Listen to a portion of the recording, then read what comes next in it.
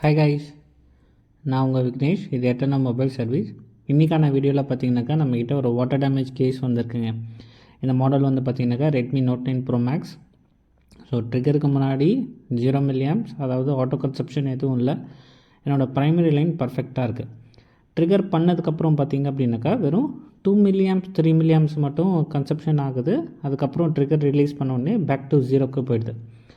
So இது வந்து பார்த்திங்கனாக்கா எனக்கு லோ பூட்டிங் நம்ம சொல்லுவோம். So low booting in the sense நம்மளுக்கு செகண்டரி லைனில் ஷார்ட்டிங் இருக்கிறதுக்கு நிறைய வாய்ப்பு இருக்குதுன்னு அர்த்தம். ஓகே, ஸோ இது வாட்டர் டேமேஜ் கேஸுன்றதால நான் ஃபஸ்ட்டு என்ன செக் பண்ணி பார்க்க போகிறேன் அப்படின்னாக்கா, போர்டில் எதனா வாட்டர் மார்க்ஸ் எதனா இருக்கா இல்லையா, காம்பனன்ட்ஸ் எதனா ஓவர் வாட்டர் கொரோஷன் ஆகிருக்கா இல்லையான்ட்டு நம்ம செக் பண்ணி பார்க்கலாம்.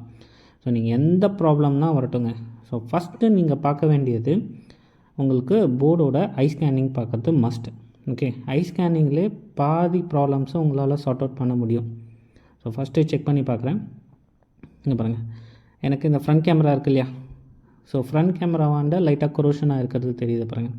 ஸோ அந்த கெப்பாசிட்டர் ஒரு பக்கம் ஃபுல்லாமே ரெஸ்ட் ஆன மாதிரி இருக்குதுங்களா. ஓகே, அப்போது இந்த பக்கம்லாம் எனக்கு வாட்டர் உள்ளே பெனிட்ரேட் ஆகிருக்குன்னு அர்த்தம். ஓகே, வேறு எங்கன்னா ஆயிருக்கான்னு நம்ம செக் பண்ணி பார்க்கலாம்.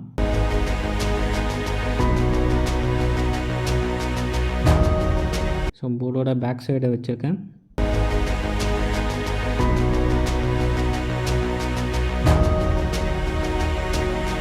எனக்கு ஒரு சில வாட்டர் மார்க்ஸ் இருக்குது. ஸோ அங்கே ஒரு ஐசி இருக்குது. ஸோ அந்த ஐசியோட லெக்லேயும் பார்த்திங்கனாக்கா லைட்டாக கொரோஷன் ஆகிருக்கிறது எனக்கு தெரியுது. ஓகே,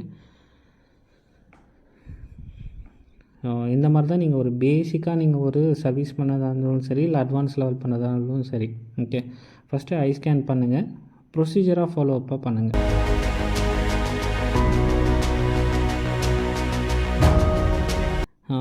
இது என்னோடய ஆன் ஆஃப். ஓகே, என்னோடய on off and volume keys இருக்குது. ஸோ இந்த இடத்துல எனக்கு இந்த பிளாஸ்டிக் மெல்ட் ஆகிருக்கு பாருங்க. அப்போ ஆல்ரெடி வேறு ஒரு டெக்னீஷியன் அதே மாதிரி மேலேயும் பார்த்திங்கனாக்கா இங்கேயும் எனக்கு ஹீட்டப் ஆகிருக்கு பாருங்க. அப்போ வேறு யாரோ டெக்னீஷியன் பார்த்துருக்காங்க, அவங்க க்ளீன் பண்ணியிருக்காங்க. க்ளீன் பண்ணி என்ன பண்ணியிருக்காங்க அப்படின்னாக்கா ப்ளோவை வச்சு ஹீட் பண்ணியிருக்காங்க. ஓகே, ஹீட் பண்ணியும் என்ன ஆகலை அப்படின்னாக்கா ஃபோன் ஆன் ஆகலைன்னு சொல்லிட்டு கஸ்டமர்கிட்ட ரிட்டர்ன் பண்ணியிருப்பாங்க. ஸோ இதுதான் அங்கே நடந்திருக்கும். ஸோ நிறைய பேர் என்ன நினைக்கிறீங்க அப்படின்னாக்கா, ஷாப் வச்சுட்டு டிஸ்பிளேஸ் வந்தால் போதும், எனக்கு ஒரு நாளைக்கு 10 டிஸ்பிளே வருது, இல்லை ஒரு நாளைக்கு வந்து ஒரு டிஸ்பிளே எனக்கு வந்தால் போதும், சார்ஜ் பின்னு மைக்கு இது மட்டும் பண்ண தெரிஞ்சால் போதும் அப்படின்னு சொல்லிவிட்டு ஷாப் ஓப்பன் பண்ணிடுறீங்க. அதே மாதிரி நிறைய பேர் ஷாப் ஓப்பன் பண்ணிவிட்டு ரொம்ப நாளாகவும் இதே தான் ஒர்க் பண்ணிகிட்ருக்கீங்க. ஸோ என்ன பண்ண மாட்டேங்கிறாங்கனாக்கா, இதுலேருந்து ஒரு நெக்ஸ்ட் ஸ்டெப் எடுத்துகிட்டு போக மாட்டேங்கிறீங்க. ஸோ நம்ம ஒரு ப்ராப்ளம் வருது, ஒரு கஸ்டமர் ஒரு ப்ராப்ளம் எடுத்துகிட்டு வராங்க அப்படின்னாக்கா அதை நம்ம ஃபுல்ஃபில்ஜாக பண்ணி கொடுத்துடணும். ஓகே, நமக்கு தெரிஞ்ச வரைக்கும் பண்ணிவிட்டு பண்ண முடியலன்னு வெளியே கொடுக்குறோன்னு வச்சுக்கோங்களேன், இல்லைனாக்கா கஸ்டமரே வெளியே போகிறாங்கன்னு வச்சுக்கோங்களேன். ஸோ என்ன ஆகும், உங்களுக்கான கஸ்டமர் இப்போ வேறு ஒரு டீலருக்கு போகிறாங்க, இப்போ அவங்களோட கஸ்டமராக அங்கே மாறிடுவாங்க. ஸோ நெக்ஸ்ட் டைம் உங்கள்கிட்ட வரமாட்டாங்க. ஸோ அதனால் நீங்கள் ஷாப் வைங்க, பேசிக்காக ஒர்க் பண்ணனாலும் தப்பு இல்லை. என்னன்னாக்கா அதோட ஸ்டாப் ஆகிடாதீங்க. ஸோ நெக்ஸ்ட் என்ன பண்ணலாம், ஓகே, நெக்ஸ்ட் என்னால் இன்னும் சர்வீஸில் எவ்வளோ குவாலிட்டியாக பண்ண முடியும், ஸோ அந்த மாதிரி யோசிச்சுட்டு ஸ்டெப் எடுங்க. ஸோ நான் ஃபஸ்ட்டு என்ன பண்ணுறேன் அப்படின்னாக்கா, கொரோஷன் ஆன இடத்துல தின்னர் ஆர் பெட்ரோல், ஓகே, இதை போட்டு நான் நல்லா க்ளீன் பண்ணிடுறேன்.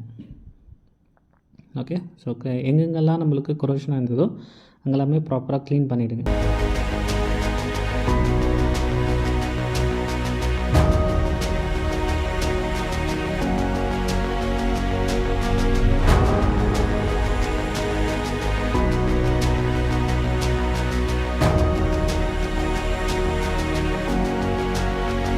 ஸோ நான் நெக்ஸ்ட் என்ன செக் பண்ணி பார்க்க போகிறேன் அப்படின்னாக்கா, ஸோ லோ பூட்டிங் எடுத்தது இல்லையா, எங்கெல்லாம் வாட்டர் கரோஷனாக இருந்ததோ அங்கே இருக்கிற கெப்பாசிட்டர்ஸ் எல்லாமே நான் செக் பண்ணி பார்க்குறேன். ஸோ கெப்பாசிட்டரோட போத் சைடு எனக்கு என்ன வரக்கூடாது, லோ ரெசிஸ்டன்ஸ் வேல்யூ வரக்கூடாது. ஓகே, ஸோ டயட் மோடில் வச்சுருக்கேன். ஸோ ஒரு பக்கம் அரௌண்டு 400 கிட்ட வருது, மறுபக்கம் அரௌண்ட் 0 வருது, அப்போ அது கிரவுண்டுன்னு அர்த்தம். ஓகே, அப்போ இதெல்லாமே எனக்கு கரெக்டாக தான் இருக்குது. நிறைய பேர் மல்டிமீட்டர் பீப் மோடில் வச்சு மட்டும் யூஸ் பண்ணிகிட்ருக்கீங்க. ஸோ நீங்கள் செகண்டரி லைன் போட்டிங்கனாக்கா தயவு செஞ்சு பீப் மோடை யூஸ் பண்ணாதீங்க. ஓகே, ஸோ செகண்டரி லைனில் மேக்ஸிமம் எல்லாமே பார்த்தீங்கன்னாக்கா ஹை கரண்ட் லைன்ஸ். உங்கள் ஹை கரண்ட் லைன்ஸில் ரெசிஸ்டன்ஸ் வேல்யூ லோவாக இருக்கும். நீங்கள் பீப் மோடு வச்சிங்கனாக்கா பீப் சவுண்டு வந்துடும். நீங்கள் அதை ஷார்ட்டுன்னு நினைப்பீங்க, அது ஆக்சுவலாக ஷார்ட் கிடையாது. ஸோ நான் என்ன பண்ணி பார்க்க போகிறேன்னாக்கா, நம்ம கொரோஷன் ஆகிட்டு இந்த இடத்துல எந்த விதமான ஷார்ட்டும் இல்லை. ஸோ நான் வந்து பவர் ஐசி இருக்கிற ஷீல்டை ரிமூவ் பண்ணிவிட்டு ஃபஸ்ட்டு என்னோடய செகண்ட் லைன்ஸ் அப்படின்னாக்கா என்னோடய பக் ஆயில்ஸை நான் செக் பண்ணி பார்க்க போகிறேன். ஓகே, ஸோ இப்போ இங்கே இருக்குது பாருங்கள். ஸோ PM 637 பார்ட் நம்பரில் மேலே எதுவும் சஃபிக்ஸ் இல்லை. இப்போ இங்கே பார்த்தீங்க அப்படின்னாக்கா PM 6150 பக்கத்தில் வந்து பார்த்திங்கனாக்கா L இருக்குது பாருங்கள். ஸோ இப்போ இந்த மாடல் வந்து பார்த்திங்கனாக்கா டியூயல் பவர் ஐசி கான்செப்ட். அப்போ Lன்னு இன் தி சென்ஸ் இந்த ஐசிக்குள்ளே லைட்டிங் நடக்குது ப்ளஸ் பவர் நடக்குது. அப்போ ஒரு பவர் ஐசியில் நம்மளுக்கு சஃபிக்ஸில் எந்த விதமான ஆல்ஃபபெட்ஸும் இல்லை இல்லையா. அப்போது இதுதான் என்னோடய சார்ஜிங் ப்ளஸ் பவர். ஓகே, அதே மாதிரி பார்த்திங்க அப்படின்னாக்கா இந்த ஐசியில் பார்த்திங்கனாக்கா பக்கத்தில் கிறிஸ்டல் இருக்கா. அப்போ இதுதான் என்னோடய ப்ரைமரி பவர் ஐசியும் கூட.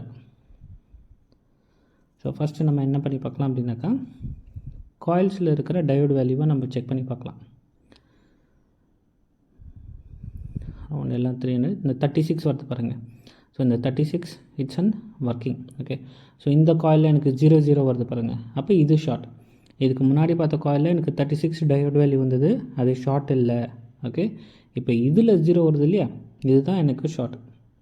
நான் முன்னாடியே சொன்னேன் இல்லையா. ஸோ செகண்டரி லைன்ஸில் ஹை கரண்ட் லைன்ஸ்னு சொன்னேன் இல்லையா.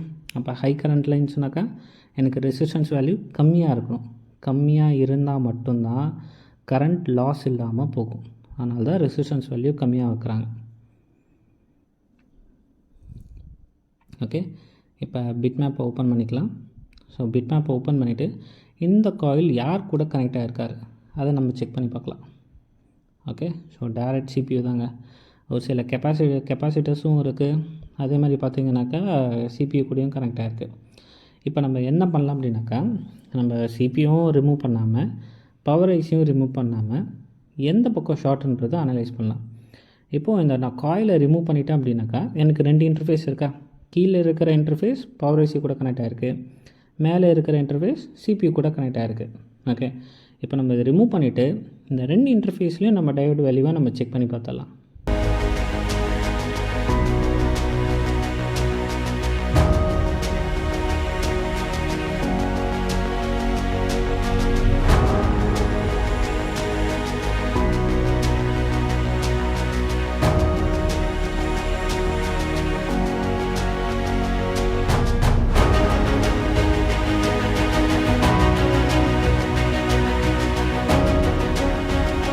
இந்த வீடியோவை நீங்கள் சப்ஸ்கிரைப் பண்ணாமல் பார்க்குறீங்க அப்படின்னாக்கா ஃபஸ்ட்டு போய் சப்ஸ்கிரைப் பண்ணுங்கள்.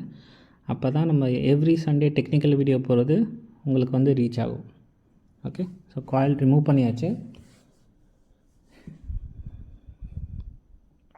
ஸோ காயில் ரிமூவ் பண்ண உடனே எனக்கு என்ன ஆச்சு அப்படின்னாக்கா ஸோ ஒரு லைனாக இருந்தது, இப்போ எனக்கு 2 லைனாக மாறிடுச்சு.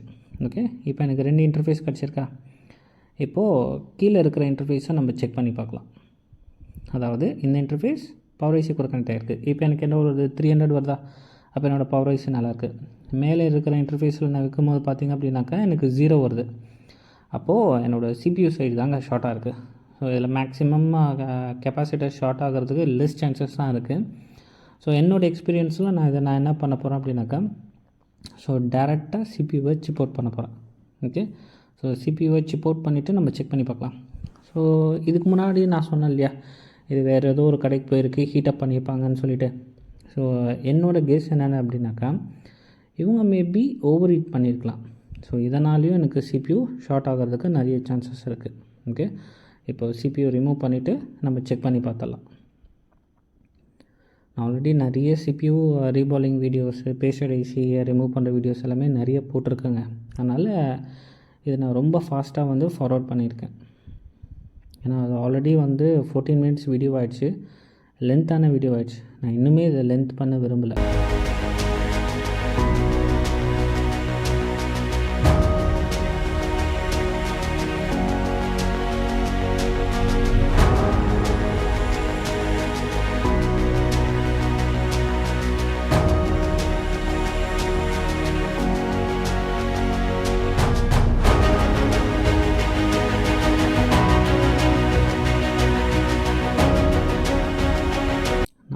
டிசம்பர் மந்த் பேட்ச் ஸ்டார்ட் ஆகிடுச்சிங்க. ஓகே, ஸோ பேட்ச் ஃபுல் ஆகிடுச்சு. ஸோ சக்ஸஸ்ஃபுல்லாக ரன் ஆகிட்டுருக்கு. ஸோ ஜனவரி பேட்ச் பார்த்திங்க அப்படின்னாக்கா கிளாஸ் ஒர்க்ஸ் நம்ம ஸ்டார்ட் பண்ணுறோம்.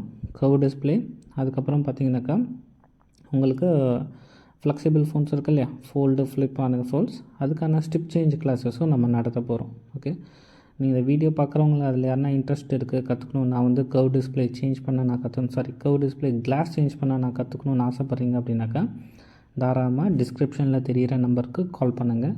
உங்களுக்கு ஃபீஸ் டீட்டெயில்ஸ்லேருந்து எல்லா டீட்டெயில்ஸும் நான் உங்களுக்கு கொடுக்குறேன்.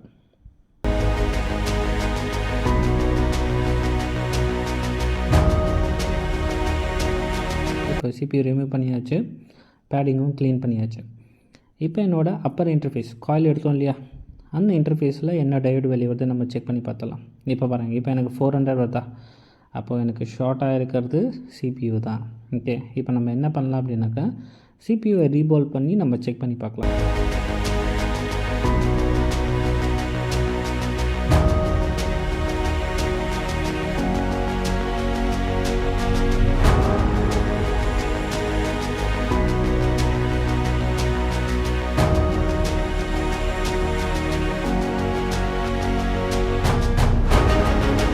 CPU ரீபால் பண்ணியாச்சு.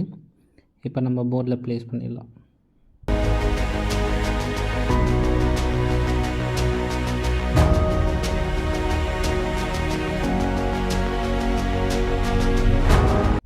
ஆல்மோஸ்ட் நம்ம CPU ப்ளேஸ் பண்ணியாச்சு. இந்த மாதிரி நீங்கள் பர்ஃபெக்ட் ஹேண்ட் ஸ்கில்லோட அண்ட் பர்ஃபெக்ட் டெக்னிக்கல் ஸ்கில்லோட சர்வீஸ் பண்ணணும் அப்படின்னாக்கா நம்மளோட ஃபெப்ரவரி பேட்சை ஜாயின் பண்ண மறக்காதீங்க. ஓகே, ஸோ இதுக்கும் கோர்ஸ் டீட்டெயில்ஸும் வேணும் அப்படின்னாக்கா கீழே டிஸ்கிரிப்ஷனில் தெரிகிற நம்பருக்கு கால் பண்ணுங்கள். ஓகே, இப்போ நம்ம CPU வச்சாச்சு.